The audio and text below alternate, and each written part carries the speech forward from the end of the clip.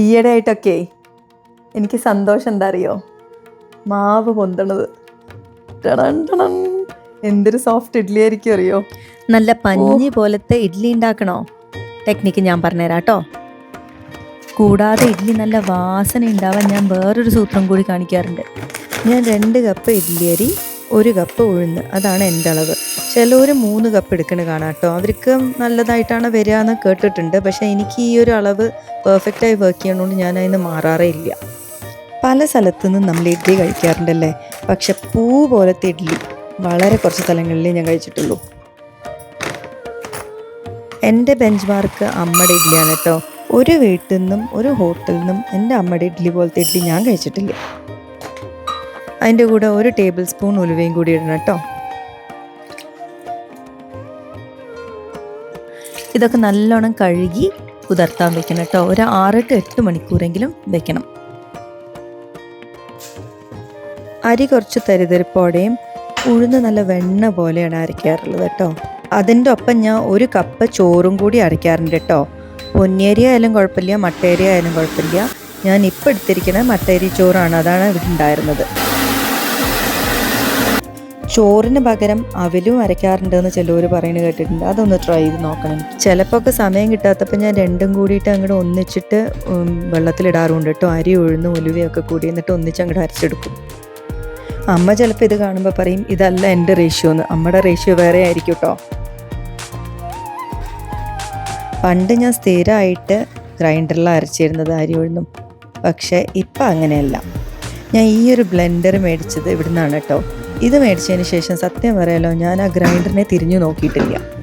പാവ എൻ്റെ ഗ്രൈൻഡർ ഒരു മൂലയ്ക്കിരുന്ന് വിഷമിച്ചിട്ട് എന്താ ചേച്ചി എന്നെ ഉപയോഗിക്കാത്തതെന്ന് ഇങ്ങനെ ഇടയ്ക്കിടയ്ക്ക് ചോദിക്കണ പോലെ എനിക്ക് തോന്നാറുണ്ട്. കാര്യം വേറൊന്നും കൊണ്ടല്ല, ഗ്രൈൻഡറിൽ മണിക്കൂറുകൾ എടുക്കുമ്പോൾ ഇതെനിക്കൊരു 4 മിനിറ്റിൽ അല്ലെങ്കിൽ 6 മിനിറ്റിൽ എൻ്റെ അരി ഉഴുന്ന് അരച്ച് കഴിയും. ഒരു 10 മിനിറ്റെങ്കിലും മാവ് നല്ലോണം കൈകൊണ്ട് ഇളക്കണം കേട്ടോ. കൂടെ കുറച്ച് നല്ലെണ്ണയും കൂടി ചേർത്താൽ നല്ല വാസന കിട്ടും. ഇതാണ് ഇപ്പം അരച്ച മാവിൻ്റെ അളവ് കേട്ടോ. ഇവിടെ അധികം ചൂടില്ലാത്തതുകൊണ്ട് ഞാൻ സ്ഥിരം ചെയ്യാറുള്ള പരിപാടി, ഓവൻ ഒരു 5 മിനിറ്റ് പ്രീ ഹീറ്റ് ചെയ്യും, എന്നിട്ട് ഓഫ് ചെയ്യും. ഓഫ് ചെയ്തിട്ട് ഒന്ന് നോക്കും ചൂട് എത്രയുണ്ട് എന്ന്. ഭയങ്കര ചൂടാണെങ്കിൽ വെക്കരുതേ. വൈകുന്നേരം ഒരു 10 മണിക്ക് അരച്ചിട്ടുണ്ടെങ്കിലും പിറ്റേന്ന് രാവിലെ ഒരു 6-7 മണിയാകുമ്പോഴേക്കും തന്നെ നല്ലോണം പൊങ്ങിയിട്ടുണ്ടാവും.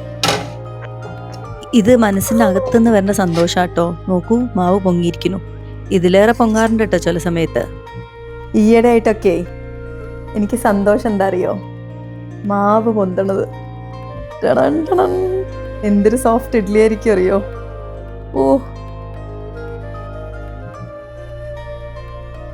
ഞാൻ സാധാരണ ആദ്യത്തെ ദിവസം ഇഡ്ഡലി ഉണ്ടാക്കാറ്.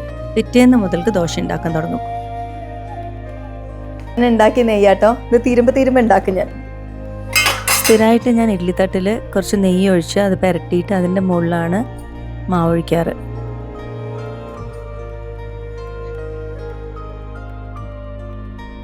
നമ്മൾ ഉണ്ടാക്കുന്ന ഫുഡ് നല്ല സ്നേഹത്തോടെ സന്തോഷത്തോടെ ആസ്വദിച്ച് കഴിച്ചിട്ട് അതിൽ നല്ല സ്വാദുണ്ട് എന്ന് പറയുന്നത് കേൾക്കുമ്പോൾ തന്നെ എനിക്ക് തോന്നുന്നത് നമുക്ക് ഭയങ്കര സന്തോഷമാവും. എന്തോ ഒരു അച്ചീവ്മെൻറ്റ് ചെയ്ത പോലെയാണ് എനിക്ക് തോന്നാറ്.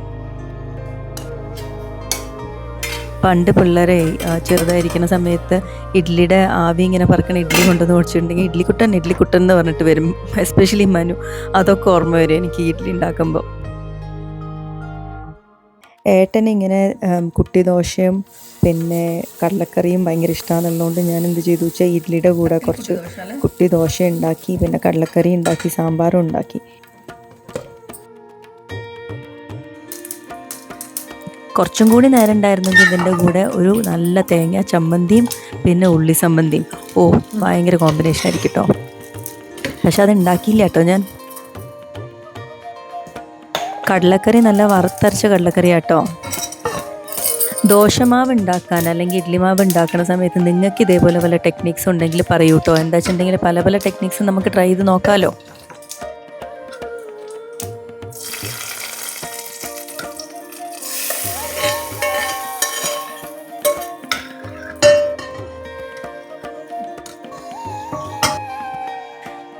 അതിൻ്റെ കൂടെ ചായ ഉണ്ടാക്കി ടേബിളൊക്കെ സെറ്റ് ചെയ്ത് എല്ലാവരും കൂടി ഇരുന്നിട്ട് ഭക്ഷണം കഴിക്കാൻ പോവുകയാണേ.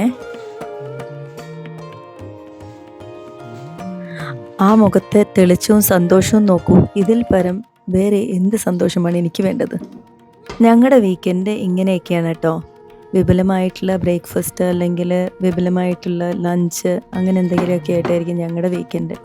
ചുരുക്കം പറഞ്ഞാൽ അടുക്കളയിലായിരിക്കും വീക്കെൻഡ്. പക്ഷേ നമ്മുടെ കൂടെ അടുക്കളയിൽ ആൾക്കാരുണ്ടെങ്കിൽ അതുണ്ടാക്കാൻ ഒരു സന്തോഷം തന്നെയാണ്.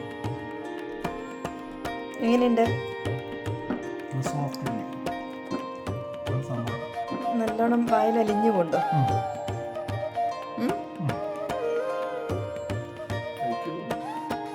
പിന്നെ ഒരു കാര്യം ചോദിച്ചോട്ടെ, നിങ്ങൾക്ക് ഞങ്ങളുടെ കുക്കിംഗ് വീഡിയോ കാണാനോ ഇഷ്ടം അതോ കോമഡി വീഡിയോ? എന്തായാലും കമൻറ്റിലൊന്ന് പറയണേ.